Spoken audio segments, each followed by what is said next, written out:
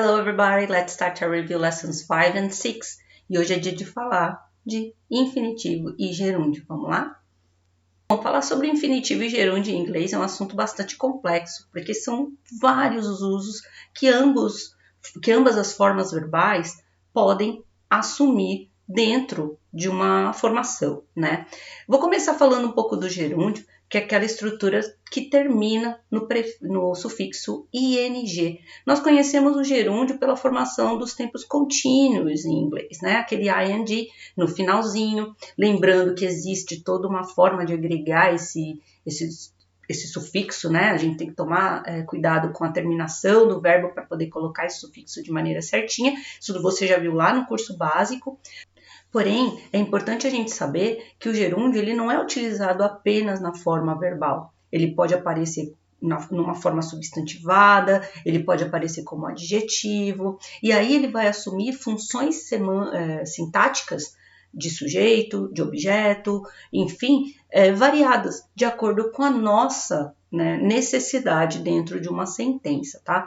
Utilizar gerúndio, assim como utilizar o infinitivo de maneira diferenciada do que nós já conhecemos como forma verbal, é um modo muito elegante de trabalhar o texto, já é uma estrutura que vai do upper intermediate para o nível avançado, então é preciso ter bastante atenção para utilizar certinho, tá bom? Eu trouxe aqui algumas formas, no material de vocês tem muito mais coisa, tem vários exemplos que vão deixar você um pouco mais confortável. Porém, o que é legal a gente começar a perceber, se é que você já não percebeu, né? Dessa forma, gerúndio, ela aparece constantemente nos textos que você com certeza já viu, nas músicas que você já cantou com a gente.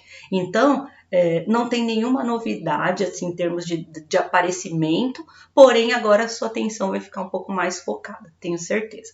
Então eu trouxe aí para vocês relembrarem 6 usos do gerúndio que fogem um pouco aquela estrutura clássica do verbo.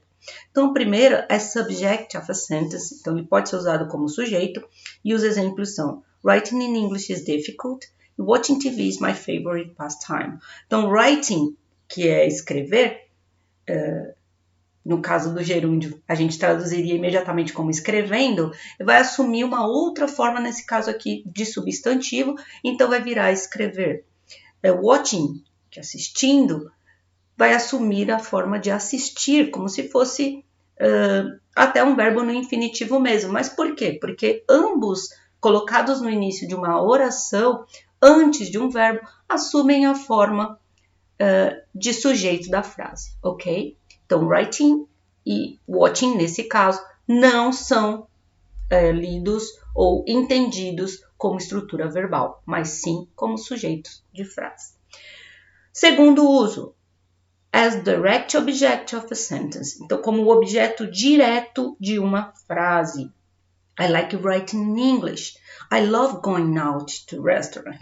Então, aqui a gente tem duas coisas para chamar a atenção. Primeiro, que ambos os verbos no gerúndio, writing e going, estão com função de objeto na sentença, né?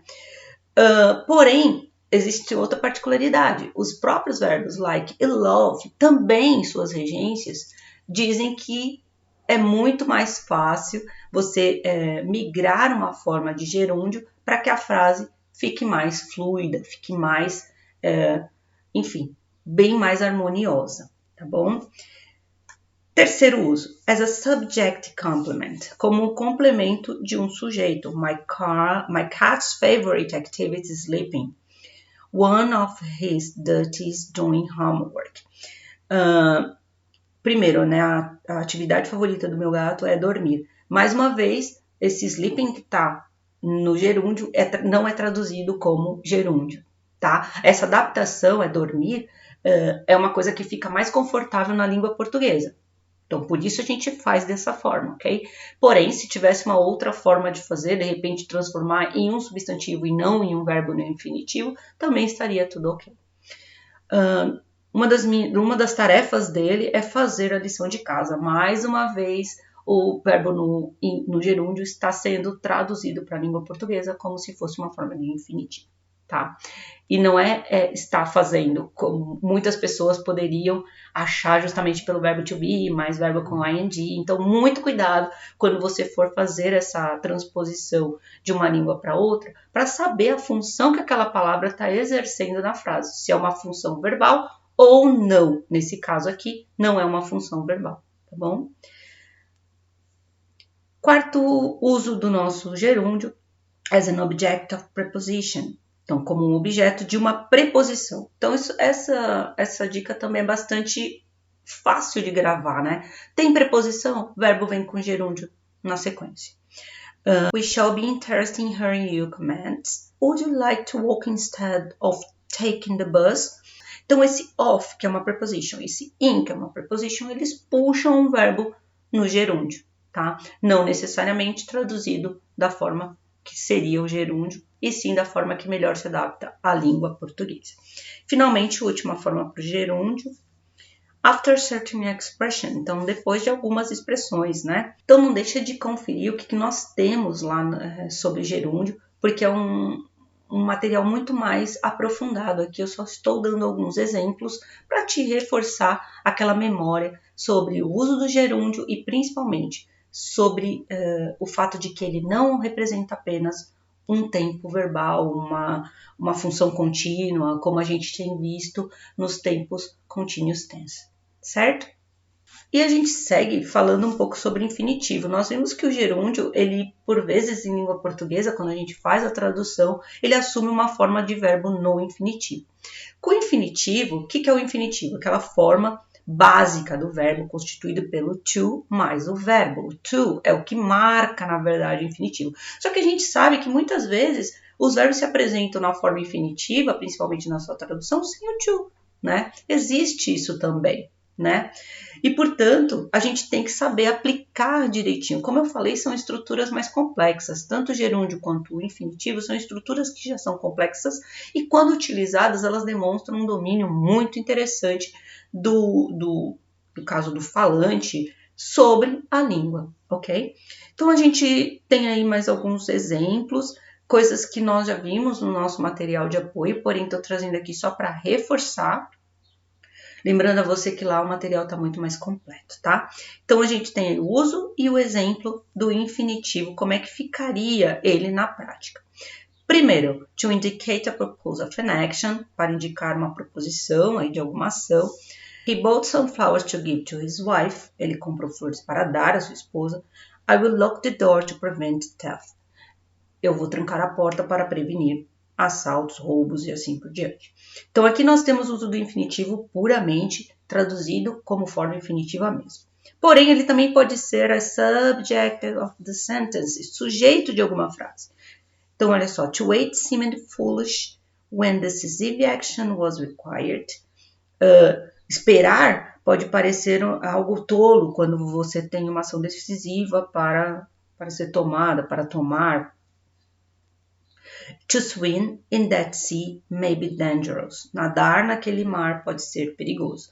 Então, aqui nós temos o infinitivo sendo usado com o to e exercendo uma função que na tradução também é de infinitivo. Porém, uma função sintática de sujeito. O que é função sintática? É o lugar em que ele ocupa na estrutura da frase. E aqui ele não está sendo complemento de nada, ele está sendo sujeito de oração. Ok?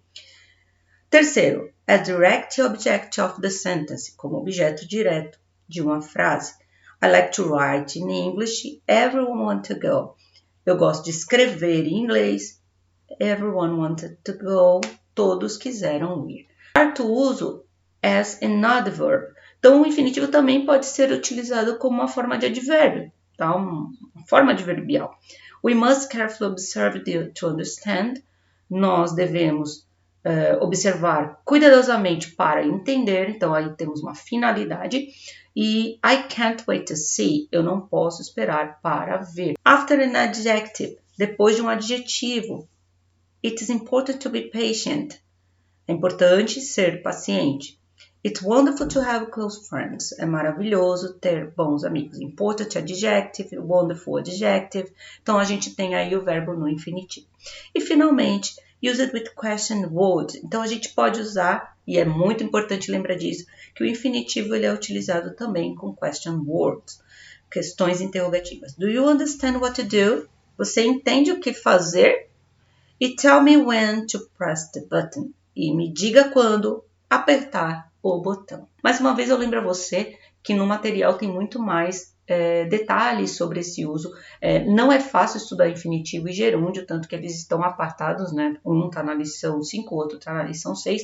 Então faça as atividades, que isso é muito importante. Porque o que leva, na verdade, nosso reconhecimento desses pequenos detalhes do uso da língua inglesa, né? Quando utilizar um ing ou quando utilizar um infinitivo na função de sujeito e assim por diante, é a prática.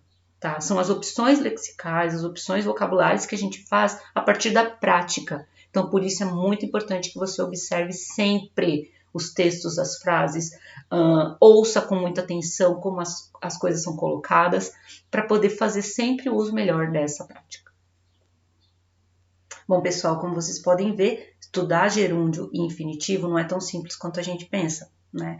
Vai muito além de uma estrutura contínua ou de uma estrutura básica de um verbo, não.